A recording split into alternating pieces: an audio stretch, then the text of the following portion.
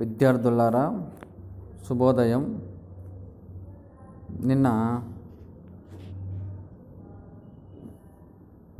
నిన్న క్లాసులో మనము పాఠ్యభాగంలోని 3 కవితలు నేర్చుకున్నాము. ఈరోజు మనము మిగిలినటువంటి పాఠ్యాంశము తెలుసుకుందాం.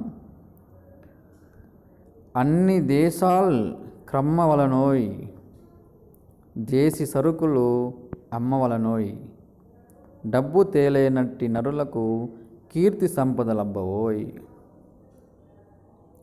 అన్ని దేశాలు క్రమ్మవలనోయ్,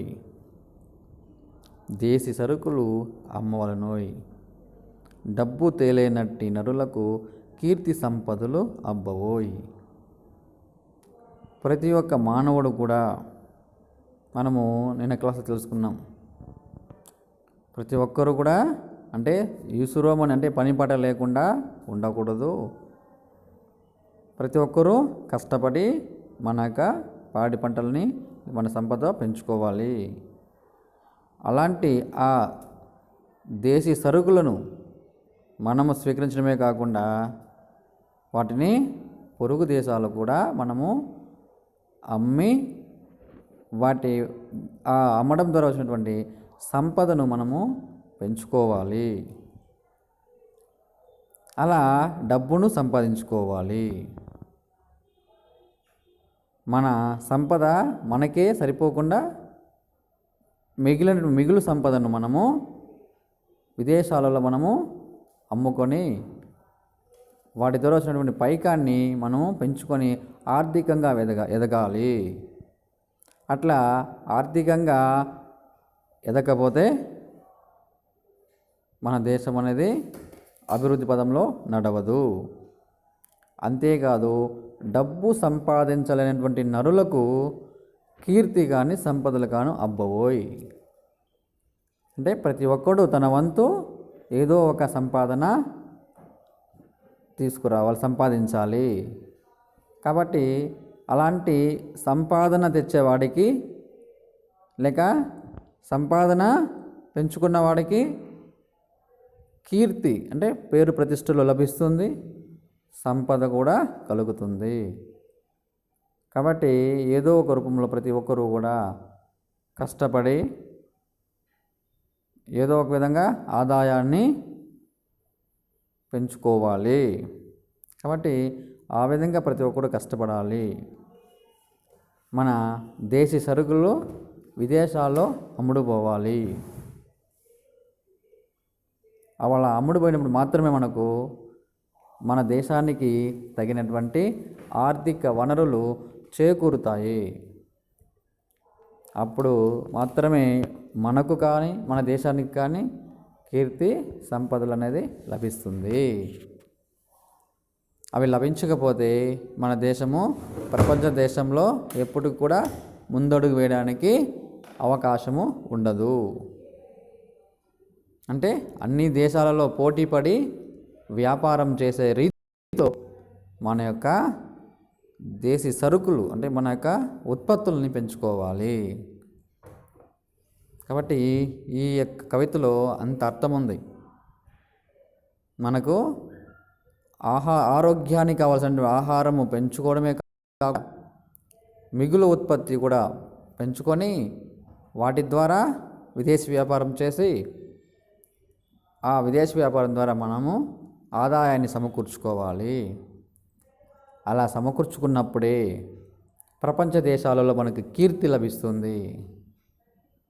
మన దేశానికి అంతో ఇంతో సంపద చేకూరుస్తుంది. మన దేశానికి ఒక ప్రపంచంలో ఒక స్థానం అనేది ఉంటుంది. మన దేశానికి ఒక స్థానం లభిస్తే అది మనకు కూడా లభించినట్లే. కాబట్టి అన్ని దేశాలు క్రమ్మవలనోయ్, దేశీ సరుకులు అమ్మవలనోయ్, డబ్బు తేలేనట్టి నరులకు ఎవడైతే సంపాదన తీసుకురాడో లేకంటే ఎవడైతే కష్టపడాడో వాడికి కీర్తి లభించదు, సంపద కూడా చేకూరదు. కాబట్టి ప్రతి ఒక్కడు కష్టపడాలి.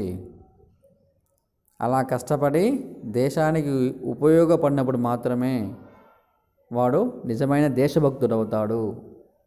దేశభక్తి అంటే నాకు దేశభక్తి ఉంది, దేశం గురించి అభిమానం ఉంది, గౌరవం ఉంది అని చెప్పుకోవడం కాదు. కాబట్టి దేశభక్తి అంటే ఇలా దేశం కోసము ప్రతినిత్యము పాటుపడాలి. ఇక తర్వాత వెనుక చూసిన కార్యమేమోయ్, మంచి గతము నాకు కొంచెమేనోయ్, మందగించక ముందు అడుగేయి, వెనుక పడితే వెనుకోనోయ్. వెనుక చూసిన కార్యమేమోయ్, మనము ఎప్పుడు కూడా అంటే మనకు గొప్పలు చెప్పుకోవడం, ముఖ్యంగా నా తండ్రి గొప్పవాడు, నా తాత గొప్పవాడు అని చెప్పుకునేది మనకు అలవాట్లు. కాబట్టి వెనుక చూసిన కార్యం ఏమోయ్, మనం కూడా ఒకవేళ సంపాదించున్న ఒక పేరు ప్రతిష్టలు అవన్నీ కూడా ఇప్పటికి మర్చిపోవాలి. మంచి గతమున్న కొంచెమేనోయ్, మన పేరు ప్రతిష్టలు కావచ్చు, తల్లిదండ్రులు తాత ముత్తాతలు గొప్పతనం కావచ్చు, వాటిని చెప్పుకుంటూ మనము కాలయాపన చేయకూడదు. ఇంకేముందిలే, మనకు పేరు ఉంది, సంపద ఉంది అని మనము మందగించకూడదు. మందగించక ముందు అడుగు. ఎప్పుడు కూడా మనము ముందడుగు వేస్తూ ఉండాలి. అంటే ప్రతినిత్యం కూడా మనము పోటీ పడుతూ ఉండాలి, మన సంపదను పెంపొందించుకుంటూ ఉండాలి. ఒక్కసారి నువ్వు వెనుకబడితే నువ్వు వెనుకబడితే. కాబట్టి మన గతాన్ని తలుసుకొని ఆనందిస్తూ భవిష్యత్తుని విస్మరిస్తే మనకు భవిష్యత్తు ఉండదు. అది ఈ కవిత యొక్క భావం. వెనుక చూసిన కార్యం ఏమోయ్ అంటే వెనుక మనకు మంచి చరిత్ర ఉంది అని అనుకొని మనము నిర్లక్ష్యం చేస్తే, మనం మందగిస్తే ముందుకు మనము సాగలేము. అట్లా కాకుండా దాన్ని మర్చిపోయి మంచి గతమున్న కొంచెమేనోయ్, మనం చేసింది సాధించిందంటే కొంతే. ఇక్కడ మంచి అంటే ఇక్కడ మనం సాధించినటువంటి విజయాలు అవి కొంతవరకే, అది కొంత, ఇంకా ఎంతో సాధించాలి, మనకి ఇంకా ఎంతో భవిష్యత్తు ఉంది. కాబట్టి ప్రతి ఒక్కరూ మనం ఏదో సాధించేసామనేటువంటి భావన అనేది విడిచిపెట్టాలి. ఇంకా ఎంతో సాధించాలి అనేటువంటి భావాన్ని పెంచుకోవాలి. ఒక్కసారి మనం సాధించింది ఇదే అని మందగిస్తే మనకు ఇక అసలైనటువంటి విజయాలు లభించవు. కాబట్టి మందగించక ముందు అడుగు. గతాన్ని తెలుసుకొని భవిష్యత్తును నిర్లక్ష్యం ఇంక చేయొద్దు. ఒక్కసారి నువ్వు వెనకబడితే నీవు వెనుకోనోయ్. కాబట్టి గతాన్ని తెలుసుకొని భవిష్యత్తును మనము నిర్లక్ష్యం చేయకుండా నిరంతరము మనము విజయం కోసము పోరాడుతూనే ఉండాలి. ఒక విజయం లభిస్తే ఇంకొక విజయం కోసం ప్రయత్నం చేయాలి. కాబట్టి అట్లా దేశ సంపద విషయంలో కూడా సంపద కొంచెం మనము సంపాదించుకుంటే దాంతో ఆగిపోకూడదు, ఇంకా సంపాదించుకోవడానికి ప్రయత్నం చేయాలి. అంటే మంచి మార్గంలో మనకు సంపాదన ఉందని అనుకొని ఉంటే ఆ సంపాదన అది కొండంత ఉన్న ఆస్తి ఉన్న కూర్చుని తింటే అది కరిగిపోతుంది. కాబట్టి గతాన్ని మనము మంచిని చూసుకొని ఎప్పుడు కూడా భవిష్యత్తును మనము నిర్లక్ష్యం చేయకూడదు. కాబట్టి ఒక్కసారి మనం వెనకబడితే ఇక ముందుకు పోలేము. ఇక తర్వాత పూను స్పర్ధను విద్యలందు వైరములు వాణిజ్యమందే, వ్యర్థ కలహం పెంచబోకు కత్తి వైరం కాల్చబోయ్. పూను స్పర్ధను విద్యలందు,